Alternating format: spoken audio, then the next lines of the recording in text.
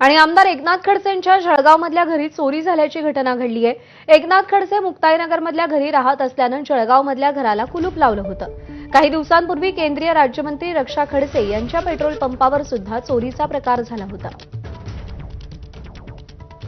यासंबंधी आढावा घेतला आमच्या प्रतिनिधींनी, पाहूया।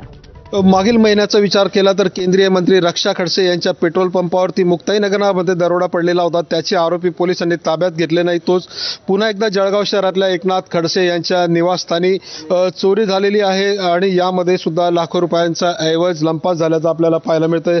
या सगळ्याच्या संदर्भामध्ये काल या ठिकाणी चोरी झाली त्या ठिकाणी आपण आहोत। या ठिकाणी बघू शकतोय की पोलिसांचं पथक आलेलं आहे, तसंच एकनाथ खडसे यांचे निकटवर्तीय देखील या ठिकाणी हजर झाल्याचं आपल्याला पाहायला मिळतंय। एकनाथ खडसे हे मुक्ताईनगर येथील निवासस्थानी राहत असल्यामुळे जळगावच्या निवासस्थानी त्यांचा मुक्काम फारसा नसतो।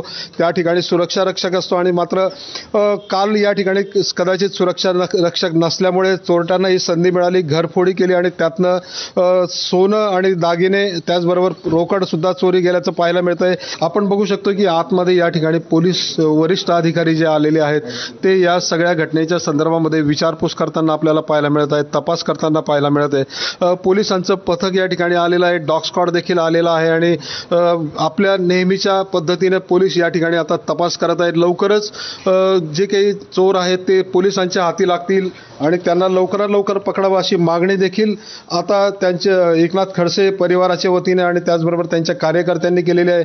मात्र या सगळ्या घटनेचा जर विचार केला तर राजकीय नेत्यांची घरं सुद्धा सुरक्षित नसतील तर सर्वसामान्यांचं काय, असा प्रश्न मात्र सर्वसामान्य जनतेला पडल्याशिवाय राहत नाही। चंद्रशेखर नेवे, एबीपी माझा, जळगाव।